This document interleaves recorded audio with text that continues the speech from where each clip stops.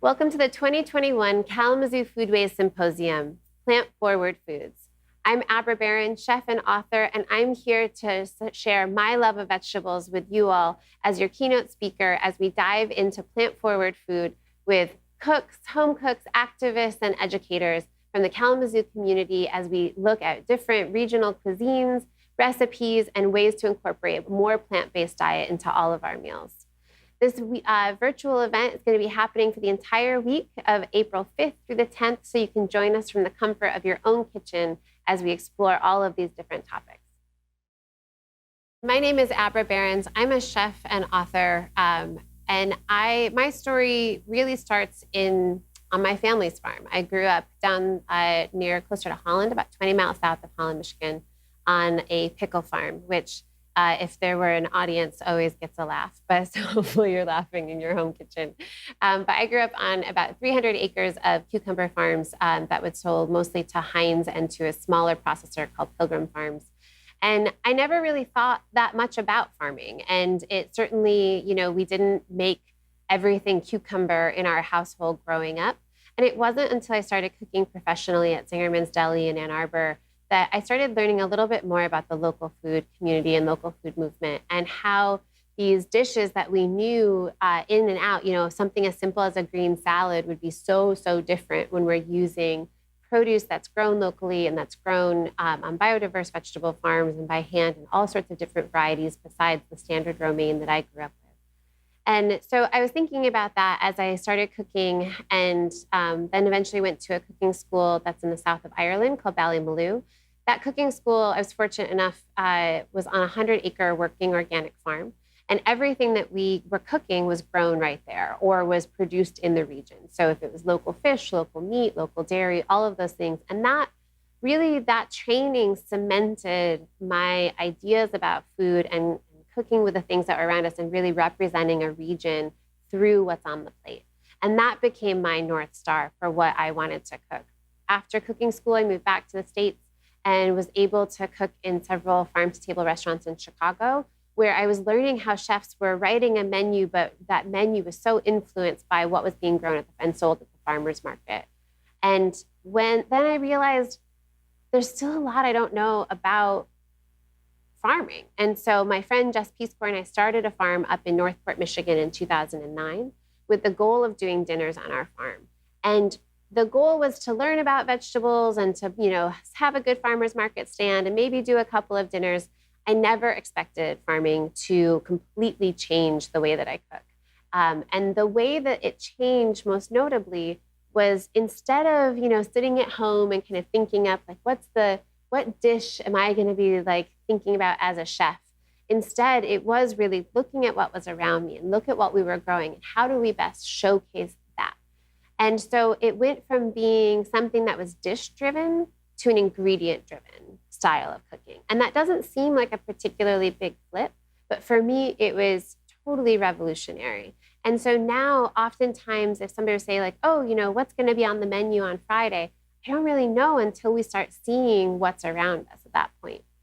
And as I was diving into how all of these different ingredients can be showcased, I was learning a lot about the plants themselves while I was farming and bred a new love for wanting to utilize all parts of the plant and really how to, again, just kind of take the best of what's growing in the garden and not waste a single ounce of it. Because as a lot of you know, if you're at all involved with growing in your backyard gardens or for profession or in the greenhouses that are here at the college, so much work goes into growing even the smallest onion or piece of garlic, anything that we think of as sort of just everyday ingredients. That takes a tremendous amount of time, a tremendous amount of resources, and all things that we shouldn't waste. And it's food, we can eat it, so let's not waste it.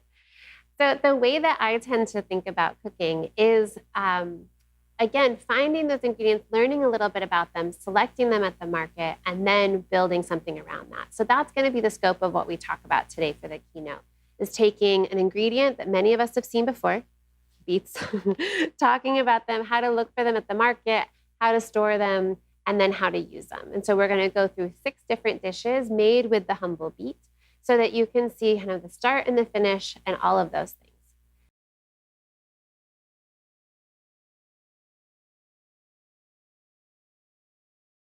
So first, we're going to start with how to select a beet when you're either at the market or at the grocery store. And the best thing to know about beets is that they're both a fresh crop and also a storage crop. So I just got these at the store the other day. They've got their greens on them. The greens have gotten a little bit floppy now because they've been out of refrigeration for a little bit.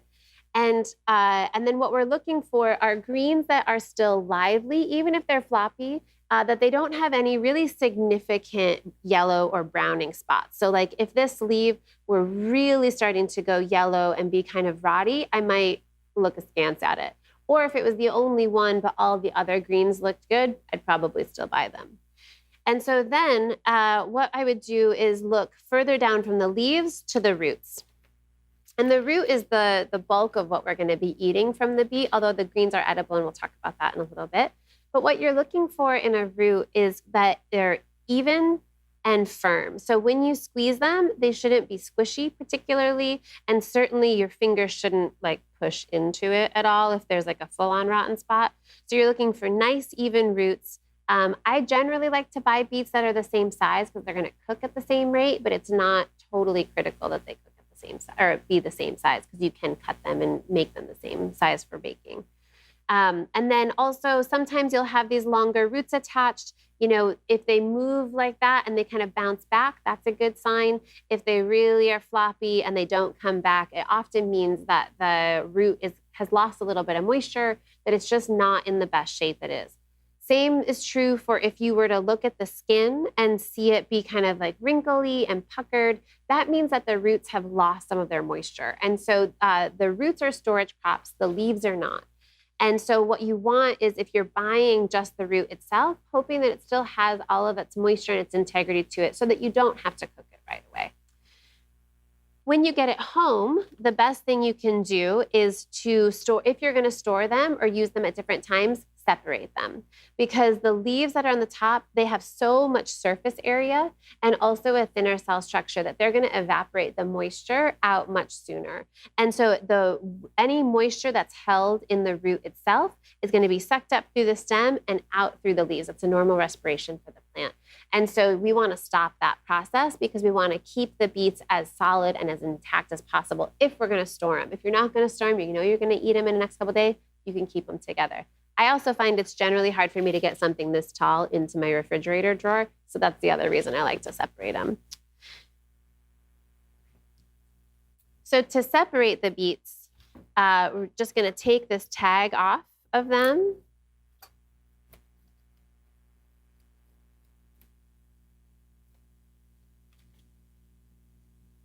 And then take your knife and just cut. I like to leave about a 1/2 inch, 1/4 inch of the leaves on top. Those will eventually wither and start to kind of fall away. That's fine. And then that also, if you were to cut much closer and get into the root itself, now you've got a full amount of surface area that the plant it's open to bacteria, it's open to browning, all of those different things, and then it's going to need to scab over to not lose the moisture. So better to leave that top on and waste this little bit than to potentially lose that whole bundle. And then if you are going to store these beets for a good long time, the way that I would store them when they're cut like this is just oftentimes I'll either wrap them in a paper towel and into a paper bag, or in a paper bag with a plastic bag around it, and then into a cold storage. They can store in a proper root cellar situation, which is never as cold as a fridge. It's usually more about 40 degrees, 40 to 50 degrees. What you want to avoid are big swings in the temperature. And so if you've got it at 30 at one day and then 50 and then 30, that mimics the way that the root is going to go through a winter and a spring. So beets, like carrots and parsnips, are biennials. And so their whole life cycle is you plant the seed in the ground, and then they're going to put up their baby leaves, much like these guys here. And then as those leaves grow and get bigger, like these here, then they're going to put energy into their root ball. And so that's what's making that taproot. And that taproot is pulling a ton of different energy together. It's bringing all the moisture and the nutrients in from the soil. And then as the winter goes, the greens are going to die back, and the energy is going to be stored in that root for the next spring. And so then it goes through a cold, goes through a thaw. And then what'll happen is that you'll get one stark shoot that comes up out of the top, and it's going to set seed to flower. And then every plant, all it wants to do is set seed. That's its goal. And so what we're doing is capturing that energy before it has the opportunity to go to that flower shoot. So that's why it's important to keep the beets at a constant temperature. The actual temperature itself matters a little bit less. You can stay it at 30, you can keep it at 50. The colder it is, the more likely they're gonna last for longer, but it's really about that up and down that you want to avoid. And then for the greens, the way that I store them is just like you would any other salad green or something like Swiss chard or kale. You can either put these, I like to just generally put them into a plastic bag into the fridge or into one of those produce bags if you're avoiding plastic. And the idea behind the plastic is just that it's keeping the cold wind that's being circulated by the fan of the refrigerator from really sucking all of the moisture out of these greens. And that's why they get, if you ever at a grocery store and you see that everything's kind of a little bit floppy, it's mostly just that it's getting wind whipped by that refrigeration and it's lost a little bit of moisture. So alternatively, there are also people who say you can take these and just put them into a vase or a vase of water like you would flowers, and then it'll continue to pull the moisture up and you don't even need to refrigerate it. That works for me like half the time, so I don't even bother anymore. And I just put them into a bag and into the fridge. And these are a nice hearty green, much like a kale or collard greens or chicories, things like that. And so you don't need to eat them as quickly as you would some super tender baby greens. Those tender baby greens, they don't have the staying power, but these do. So if you find yourself with a fridge full of food, you can really let these will wait patiently for you for at least a week or so. The other question people always ask is beets and Swiss chard. What's their relationship? Well, the thing is that they're very closely related. They're both in the goosefoot family. And so the way that I understand it is that beets were grown to prize the roots and Swiss chard was grown to prize the leaves. And so they originated from the same plant, and then through plant breeding and the amazing things that farmers do, they separated those two lines of seeds out to showcase ones that had much smaller roots but grew big, fluffier leaves, and then ones that had sort of stringier, smaller leaves, but these great big roots with them. And so that's the difference between them. So you often can interchange them if you're ever using beet greens for something, or if you have a bunch of beet greens but you have a recipe for Swiss chard, feel free to move those in and out of each other's recipes. So my favorite way to prepare beets is what I sort of affectionately call steam roasting. And that's a combination of both steaming them and roasting them, as you can guess. And that is something you can prepare beets lots of different ways, but I find this to be the most versatile, the easiest, and the way that when I have a lot of beets that I need to cook at one go, they cook really evenly and very quickly with sort of inactive time. So we're gonna take our beetroots that we just cut off from the greens and just give them a quick wash. And so this is obviously just a bowl of water, but do it under a sink. And you're just trying to get any stray dirt off. You don't have to peel them or trim the tails off or any of those things. Give our cutting board a quick wipe. And then I like to take them and just let the water cling to them and just go straight into a roasting pan. And this is just a regular metal roasting pan. You could do it in a baking dish. I've even done it in the past where I'll make a little packet of tin foil and use that if I don't have an actual pan or if I only have a baking sheet, like a cookie sheet. So basically all you're trying to do is get some sort of vessel for them to be in. Take just a little bit of oil. This is an olive oil, but you could use coconut oil, you could use vegetable oil, any sort of fat. And the reason we add a fat to it is because that allows it gets a little bit hotter than the actual just air around it. So it cooks more evenly and you're adding that little bit of richness and other flavor to it. And also some salt, because everything's good with some salt. And just kind of toss them around a little bit. And as you can see, there's a little bit of water down here in the pan itself. That's what we're going for. That's what's giving it the steaminess, so that you're gonna get both the combination of the dry heat from the oven, but also the steam of that water evaporating. And you can go ahead and add just a couple more drips, as much or as little. There's a lot of variability to it, but that is usually enough, just about a tablespoon or so in the bottom of the pan.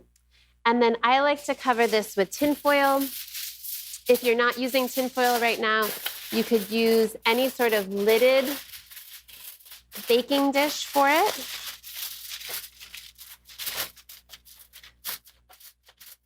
And then that's really all you want to be sure that you have is a nice tight seal around it, because that is what traps the steam inside. And if the steam evaporates out, it's not the end of the world. The beets are still going to cook, but they're going to lose a little bit more moisture, sort of like when you roast carrots or parsnips or something like that, where you're really having the moisture from the root kind of sucked out through the evaporative of the oven. You want to keep that water inside of it so that it's staying nice and plump and hydrated. You also can boil beets. That's probably the most traditional way that most people have used before. And that is also going to keep the moisture in the beets themselves. I find it takes a little bit of extra time, and it tends to dilute the flavor a little bit because you're going to lose some of that flavor into the boiling water. I think the beauty of a steam roast is that it concentrates the flavor like a roasted veg, goes a little bit faster than traditional roasted veg, and it keeps the nice texture of a boil. But beyond that, you can also eat beets raw. And so if you want to just peel the inside off and slice them thin, I love it with like an egg salad with grated beet in it. The only thing to watch out for is that beets have a lot of oxalic acid in them, and that sometimes can irritate people's throats. So it's not an allergy like an anaphylactic shock allergy, but it can definitely be an irritant. So it's a good thing to just check with your guests before they're coming over if you want to do something with raw beets. Otherwise, you can also pan roast them. So you could take them and peel the outside off, cut them up, and just like you would a roasted, carrot or potato or something like that, pop it into a frying pan and cook it up. And again, since you can eat them raw, there's really no danger in undercooking them or really even overcooking them, because as you're going to see later on, you can also blend them up to make a nice puree and use that in any number of things. So beets are a truly forgiving ingredient. They are there for what you need them to do. And right now, we need them to go into the oven. So we're going to pop them in there.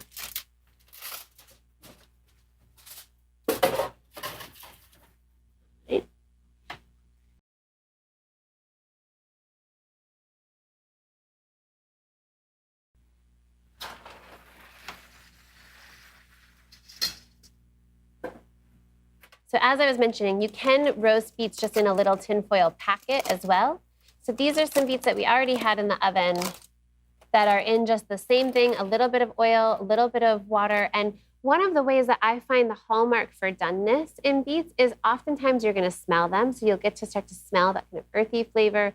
But then as you're checking it, the best way to check is just to take your knife, and it should go through without much resistance. And so it's not that it's just going to kind of mush through. That's often a sign of it being overcooked, but you shouldn't have to really push it too much. And so that's the best way to tell if they're fully done or not. So to peel the beets, I'm going to wear gloves. My cooking school instructor really hated the use of gloves. She came from not a latex glove culture. And she always said, if someone has to wear gloves to peel beets, they're very vain. And so I always feel her voice kind of ringing in my head that maybe I'm just being extremely vain, but it's also a lot easier to clean up.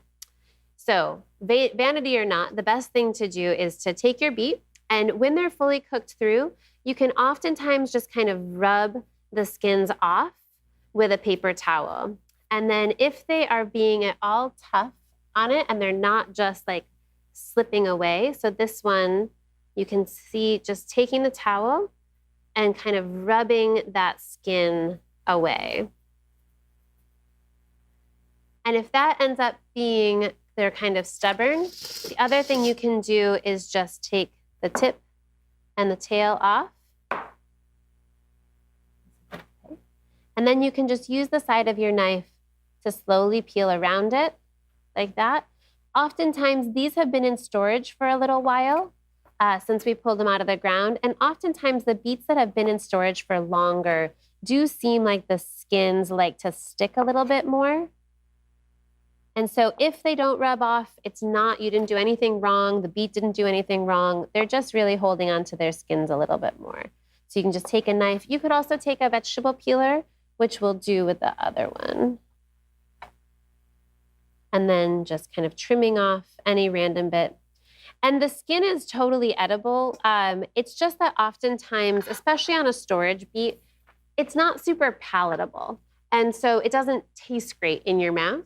But that's the only reason why. So if you want to eat the skins, or if they don't feel like they're sticking in your mouth, then go ahead and eat them. And there's no right or wrong in that way.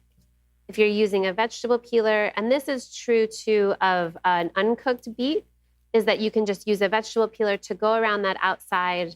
And then if you're doing it either raw or pan roasted, and that again just pulls that sort of rougher exterior skin off of the beet, which makes it a little bit more pleasant to eat, but is not totally necessary.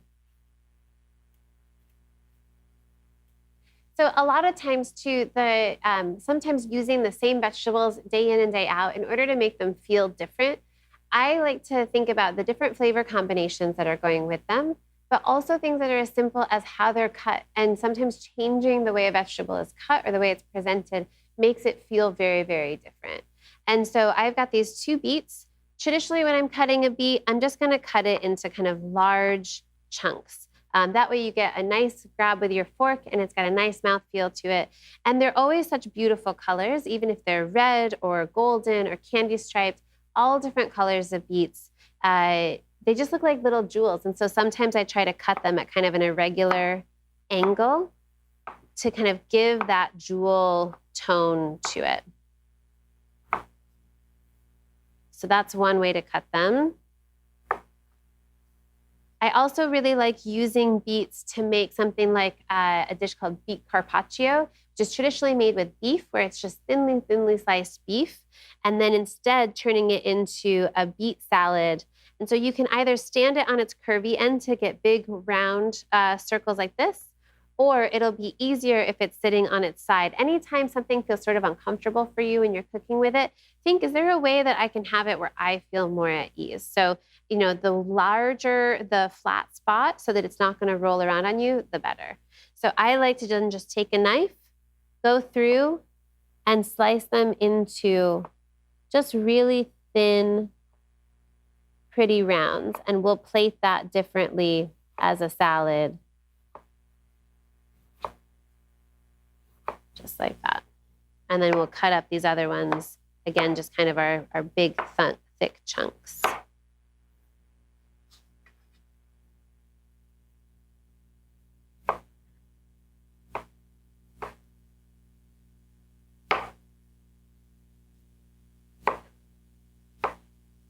All right, so those are our 2 different beet cuts that are going to feel very different when they go onto a salad.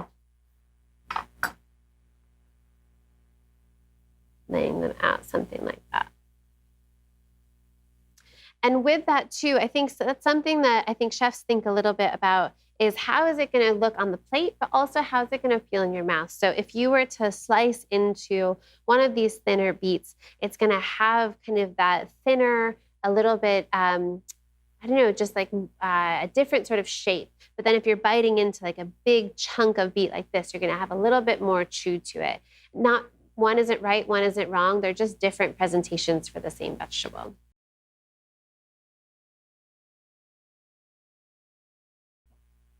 So the first dish I wanted to make is one of my favorite salads, and it really harkens back to some of the Scandinavian or Russian traditions in that it's a beet salad that's also featuring some smoked whitefish that's coming for right now out of Lake Michigan and smoked up in the Mackinac Straits, some dill and sour cream, all very Eastern European flavors, and then some pine nuts just for a little bit of crunch on the top. So we're gonna take our beets, and we've got them here in our bowl. And most of the time, especially if you've got great vegetables, I don't think they need a ton of dressing to make them shine. And so we're going to use just a little bit of olive oil and a pinch of salt. And this is just a kosher salt from Morton's. So it's a nice, crunchy, coarse kosher salt. Tossing them together so that everything gets coated. So you get a little bit of salt with each one. There was salt on the beets when they were roasted, but then we took that skin off. And so there's some amount of the salt that isn't going to make it all the way through. And then I like to just lay these onto a plate. And again, that's where you're getting that nice height from the cut of the beets. And it's really the foundational base for the salad. And then after that, we're gonna cut some of this smoked whitefish. So the easiest way to pick whitefish, if you're getting it in a whole fillet like this, is to really just take the tail end and slide that skin back. If you've got cats or chickens, they love that skin. It's very delicious and very healthy for them as well. And so you're just pulling that skin off, and sort of for the same reason as the beets, in that it's totally edible, just not super palatable in this sort of setting. And then we've got the tail piece here. You can see this little bit of change in the color here. That's the belly of the fish, and it's just gonna have a little bit more fat to it, just like pork belly, or sometimes our belly, it's a little bit more fat to them. But that's also really flavorful, and so don't feel like you need to pull that away. And then I like to just use my hands and kind of tear it into larger pieces like that. And then when we're building the salad, just tucking it in. And this smoked whitefish is adding protein to the salad. It's also adding salt to it and a little bit of that smoky flavor. So it depends on how fishy your friends and dinner guests want it to be. You can either do it in equal parts to the beets or just a little bit. Or if you want to make it a full kind of fish meal, you could do this with a whole side of roasted whitefish and then have that salad with it. Lots of different ways for it to showcase. But we're going to do about a third of much of the fish as we have of the beets. Wipe our hands off. And then a little bit of fat. I think there's a lot of confusion that vegetables are meant to be very kind of austere and pious, and so that's why you shouldn't ever have fat with them or salt with them. I don't buy it. I think that vegetables, a lot of the micronutrients are fat soluble, so they go into your body via fat, and also fat is delicious, and you're eating a big plate of beets, so it's okay if you have a little bit of fat with it, in my opinion. And so a little bit of sour cream, again, just dolloping that kind of around so you're getting the white against the stark red of the beets. And kind of decide where you want it to go, because there's not a whole lot of moving it afterwards. If we were in a restaurant scenario, you'd use a second, not a spoon, instead of your finger to push it off. But if it's just you for dinner, which is often the case these days, then finger's fine. And then again, to go with it, herbs are a really nice way to dress up vegetables. They add a brightness and different pops of flavor, but you don't need a ton of them. This is just picked fresh dill. When we were over at the greenhouse earlier, there was a little bit of chervil, so we grabbed some of that. Chervil is this really beautiful, very frilly leafed herb that has a little bit of kind of like a star anise flavor, or licorice sort of. And you could use parsley, you could use a little bit of mint, wouldn't be weird with this at all. Anything that you've got, tarragon, lemon balm, and I just think those leaves are so pretty. So a little bit of that. And then again, oftentimes when we're building a dish, we're thinking about kind of crunch or different textures to go with it. And these are pine nuts that have just been toasted off to warm them up a little bit. You could also use sunflower seeds or pecans or walnuts or anything like that. And that's just giving you kind of a harder crunch against the firmness of the beets and the softness of the sour cream. So that's our first beet salad with the beets, whitefish, sour cream, and pine nuts.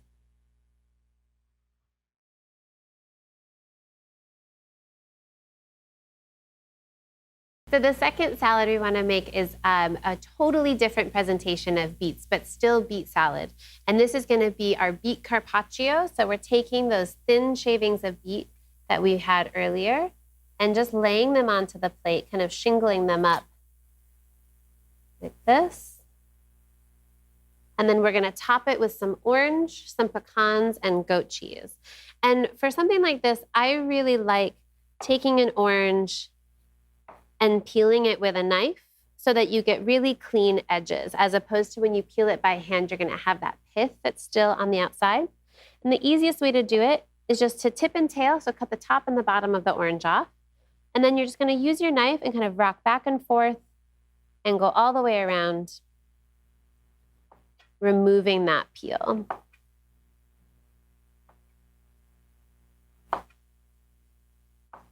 That's the same technique that I use to peel celery root, sometimes beets if they're not peeling easily. squash sometimes, any of those things. But give yourself a nice flat surface to trim on. And then I like to turn it on its side and cut it into pinwheels. So if you have a seedless orange or any sort of citrus, grapefruit, anything like that, it'll be easier to cut these pinwheels. If you get hung up on the seeds, you can always cut it into half moons or just peel them and cut them into segments. Any of those are fine. So we've got some orange here. And then also from the greenhouse at the food center, there were kumquats. And so I was not expecting to have these. And so it's a really special time. And talk about seeds, these will probably have some seeds in it. Kumquats have a real bitterness to them. So we're gonna slice them as paper thin as we can get them. But they're just beautiful. And the skins are all edible. So, and you can tell there'd be no real way to peel that. So we're gonna include the skins and have that nice little bit of bitterness playing against the sweetness of the flesh and the sweetness of the beets. So then what we'll do is take the orange and kind of layer it in with the beets, like that. And then a couple of our kumquats tucked in as well. And then again, love of fat and love of salt. And so a little bit of olive oil over the whole thing, just to give it some richness. Little bit of salt. And then I also really like goat cheese and beets together. And so a crumbling of goat cheese over the top so that you get those kind of ice cold little bits of cheese and the pop of the creaminess against the beets and that. And then another way to add in some fat and some protein are through nuts again. So we're gonna add just a little bit of crushed pecan. And these have just been toasted. And then I'm just smashing them with my fingers a little bit. You could also use a candied pecan. You could use something like blue cheese with it, which would make it much more Christmassy, any of those. And if you wanted to put an herb on it, you could certainly add some arugula leaves, mint, even basil would make sense against the citrus. But that is our second beet salad.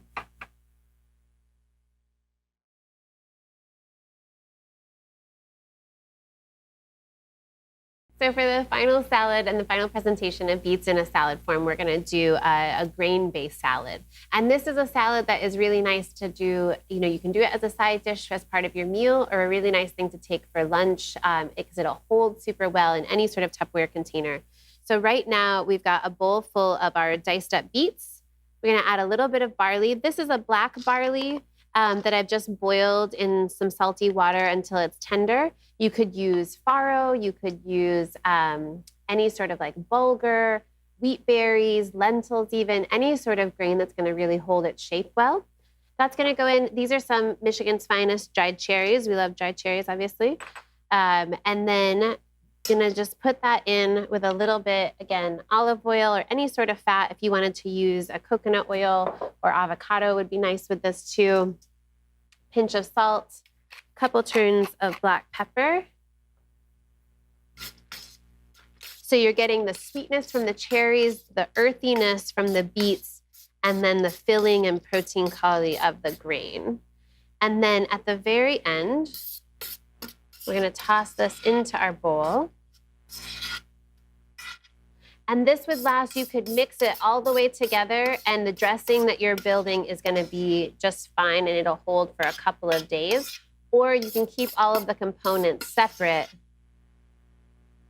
and then just combine them at the last minute. So a lot of people will do those mason jar salads. If I were doing that, I would put the beets on the bottom and then the dried cherries and then the barley and then a little bit of this cheddar cheese here, which we're gonna take and just make some ribbons out of it. And you could use something like Parmesan or Manchego, ricotta, salata, any of those harder cheeses that we can take a vegetable peeler to and just make some ribbons with it. And sort of like how we cut the beets into different shapes, this just gives a little bit of a different look to it. You could certainly just dice up the cheese or crumble it if you had something crumbly like feta. But just some sort of little bit of dairy through it to kind of hold it all together. If you're not eating dairy right now or you're trying to avoid it, you certainly don't need it to complete the dish, or you could add something again like an avocado Any sort of nut like an almond, something like that would give it that same sort of richness to it. So this is our third salad. And you can see it's really the same vegetable cooked the same way that just has different flavor combinations with it and different cuts of it to showcase differently on the plate. So this is one way that you could cook an entire pan of beets for 1 week's worth of meals and have it never really feel super boring, you know, even though you're eating beets every day, which I mean, is pretty great.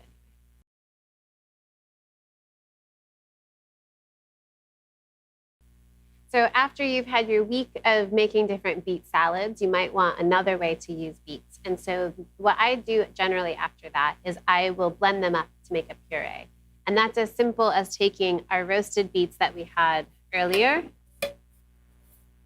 putting them into your food processor, a little bit of oil just to kind of blend it around, and a pinch of salt. And then we'll put the lid on and turn it on.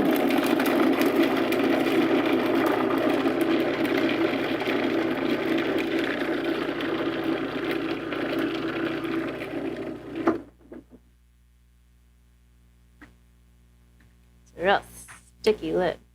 There we go. And so then what you've got coming out of the food processor is something akin to this beet puree. And so you're just taking those steam roasted beets and making one kind of thick, even puree with it. And this on its own, I don't tend to use for all that much, but I use it to flavor and color other things. And so we're gonna make a beet and chickpea dip, so like a beet hummus or pink hummus. We're gonna use it on a turkey sandwich in place of the mayo on a traditional sandwich, and then also make risotto with it. And the risotto at the end, we're gonna fold just a little bit of this beet puree into it, and that's gonna make the whole thing a hot magenta, real stunner for big dinner parties or even just like a Wednesday night dinner. Because risotto gets sort of a bad rap for taking a long time, but it's actually pretty quick and a nice mid-week meal.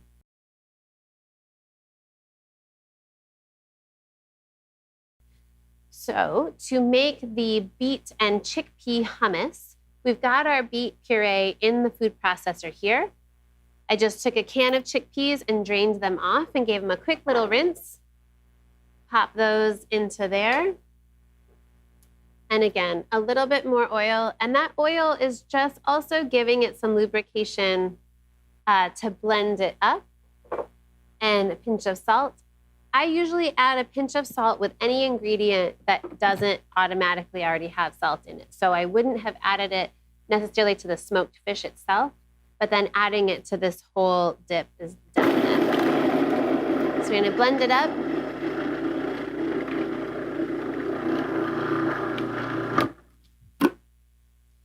Oftentimes it'll get kind of stuck on the sides.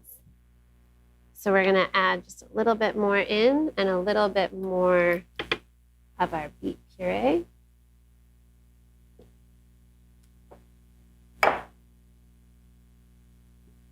And a bit more olive oil. You could also add some water to it. I've seen people make this with goat cheese in it or with coconut milk, anything that's gonna help kind of get it to stir around in that food processor. I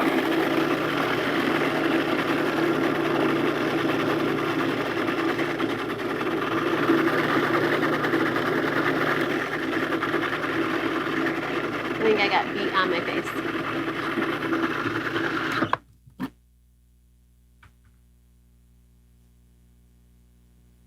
And again, anytime things kind of get stuck on the side of a food processor, just give it a scrape down with your spatula and get everything working together again.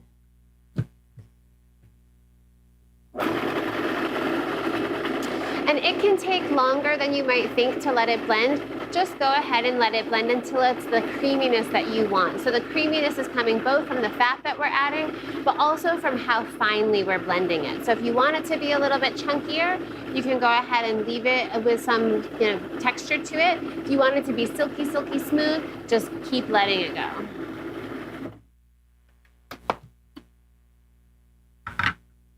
I'm gonna give this one more scrape down, and then we'll be good.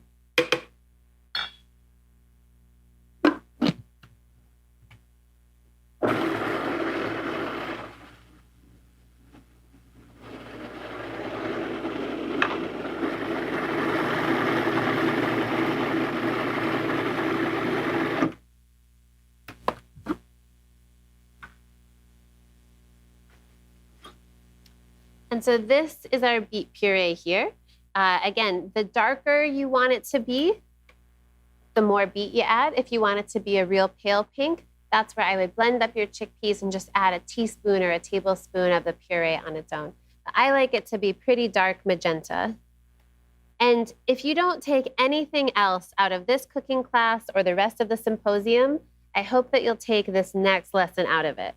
To get food out of a food processor, the easiest way is to move the blade out of the way of your spatula, scrape out as much as you can get without dinging it on the spatula, and then put the bowl back onto the machine and just give it one quick pulse. So you'll put it on, one pulse, and what that does is it spins the blade clean by flinging most of the puree off of it. So then you can just take your blade out, set it aside. You don't have to worry about trying to get around the ins and outs of the blade.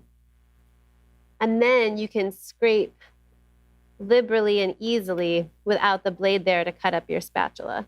This was one of the first lessons ever taught to me by my chef at Zingerman's Deli. And I still use it every day, 20 years later.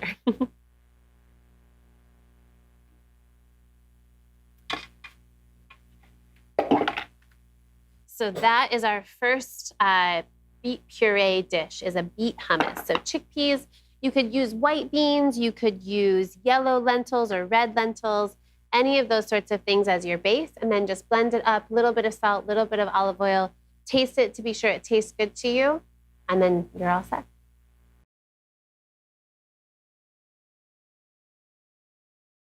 My other favorite way to use up this beet puree is to use it on sandwiches to replace something like mayonnaise and mustard.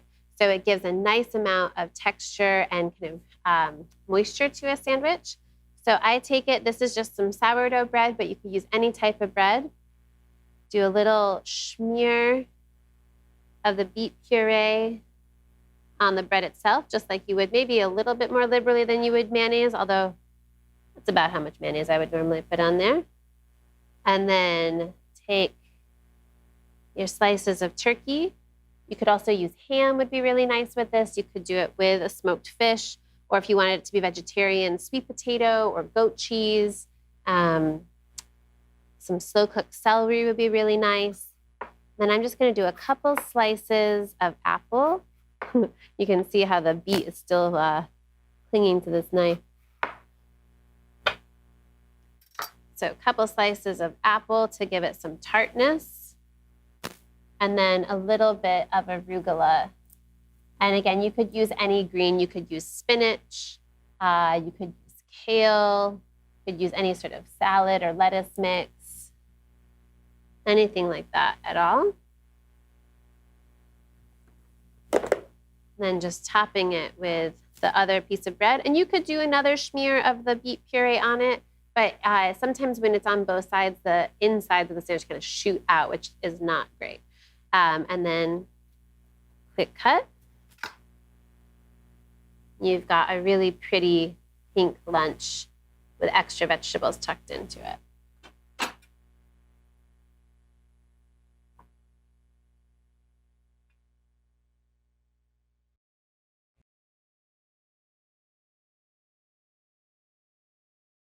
So the final dish that we're gonna make out of our beets is a beet risotto. And like I was saying earlier, I often think that risotto gets a bad rap for being very labor intensive. It's not so much that it takes a long time, it's that it's all active time. So what we talked about with the beets being inactive time in the oven, this is the opposite, that we're gonna have to stand and stir a fair amount. But beyond that, it should take about 20 minutes from start to finish, especially if you already have your beet puree in either your fridge or your freezer. And this can be oftentimes when I get home late from work and I'm starving and I have no plan. This is what I go to. And it can be topped with any sort of other garnish. We're gonna top it with toasted almonds, orange zest, and cocoa nibs, and a little bit of walnut oil.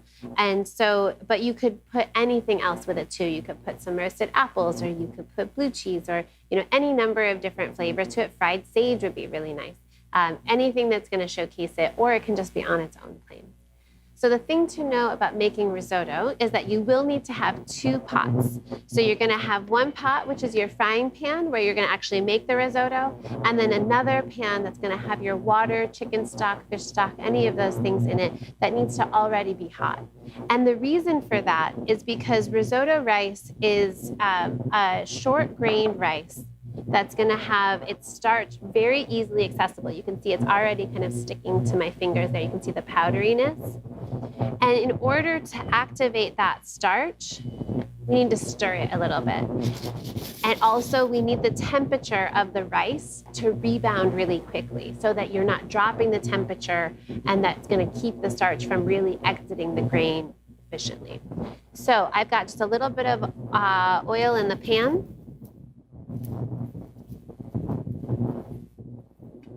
Stir it around, and this just gives it kind of a nice little toast. It doesn't need to have onions or garlic or bacon or any of those things in the bottom. You certainly could add them. It only adds flavor to it. But if you're in a real pinch and you need to get dinner going, if putting an onion in a pan is too much, you don't need it. It can be very, very plain and simple. And so we've got the rice in the pan. You can see it's kind of toasting a little bit, and that's just gonna give it a nice texture and also toast up some of the outside of it for flavor. Give it a little stir around. If you were using something like white wine or hard cider or even red wine, you would add it in the first addition to it. And that's just gonna give some acidity to the entire dish, but again, it's not necessary. And so then after your rice has been toasting for a minute or two, you're gonna take, you could use a ladle, whatever else, and you just wanna have that nice burst of steam, a nice puff of steam that comes out, and then that's gonna start the stirring. So you're gonna be here for about 20 minutes, so don't have anything else going on over there that you can't walk away from. If you have to walk away, it's not the end of the world, but really it's meant to just be a time to stand and stir and bring that starch out. And you're gonna keep adding water to it until, so you're stirring it until the water's all evaporated, and then coming back for a little bit more. And you're not gonna get that same pop of steam each time. That's fine, that's the nature of it. But you do wanna keep adding hot water and then doing this in batches so that it's coming all the way up to temperature and then evaporating that moisture out. And what's happening is that both that the water, the stock is evaporating, but it's also getting sucked into the center of the rice grain as the starch is being pulled out, which is gonna thicken it and make it creamy. So traditional risotto doesn't have cream or cheese added to it to give it the creaminess. It's just the starch that's from the rice grain itself.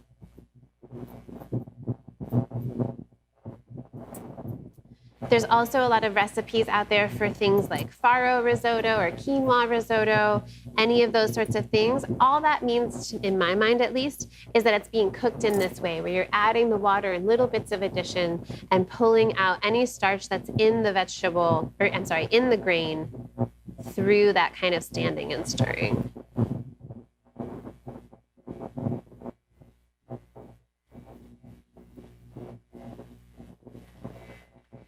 All right, so now the risotto is just about fully cooked. You can see that the rice grains are fully plumped up, and they're no longer that hard, starchy white in the center. They're more of a creamy, even, sort of enticing color. So this is the point that we want to take the risotto to. If you were to taste it, it's still going to have a little bit of a bite to each grain, but it shouldn't be hard. It shouldn't get stuck in your teeth, but it'll still have a little bit of texture, not like a rice pudding rice necessarily. And so we're just going to cook out this last little bit of water that we've added.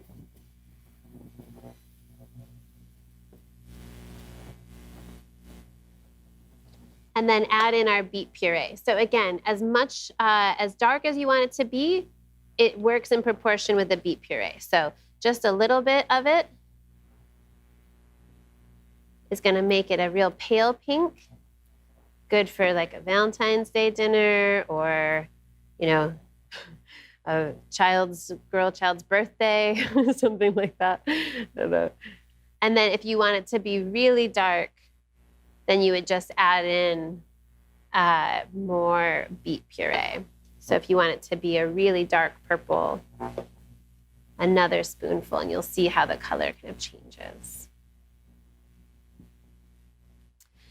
And then this is the point too, where if we wanted to use our beet greens, we could add those beet greens into it and let those greens kind of wilt from the heat of the risotto. You could add radicchio or any of the other chicories if you want to.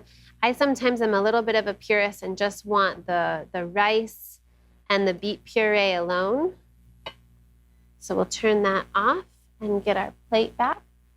But the other really nice thing about risotto is that it's so warm when it comes out of the pan that a lot of times you can add things that to garnish it that really you just want to smell. So we're gonna top this with a little bit of a nut oil, but you could certainly just use olive oil because you're just gonna get the aromatics from the olive oil. So transferring it onto a plate, give it kind of a little push out to the edges. You could also put this into a bowl if you want, either way. Out. And then we're gonna top it with a little bit of that aromatic oil. And if you were here with me right now, you'd be able to smell it. Just instantly smells like the oil that you're putting on top. And then we're gonna top it with a little bit of toasted almond, again, for kind of a textural difference, and with some orange zest, which you could use a microplane to get that orange zest and just grate it over the top. I forgot mine. So I'm gonna do it the old-fashioned way where you take a strip of orange off, just like you were making for a cocktail, and then with your knife, just give it a nice, really fine little chopping. And you don't need a ton because it's all pretty strong. So just a couple of little flecks of orange.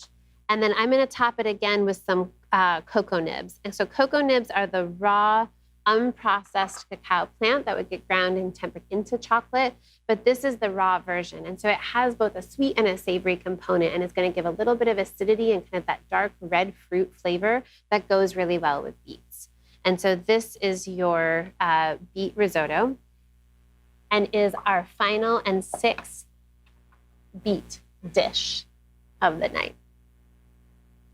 So these are 6 different dishes made out of just one single bunch of beets that all look really different. And so if either by how you're cutting the beets, if it's into big chunks or into thin slabs, what's going with it, the dish that it's in, if it's gonna be kind of a hearty salad to take for lunch or a more delicate salad for a dinner party. You've got some beet hummus that you can take as for a party to dip vegetables in or bread or crackers, or you could use that as also part of your lunch in place of a more traditional hummus. You've got a turkey sandwich that's getting a boost from that beet puree, and then finally a very quick dinner that is a hot, hot pink from our beets. So that's it. That's how you can take one bunch of beets and make 6 different meals.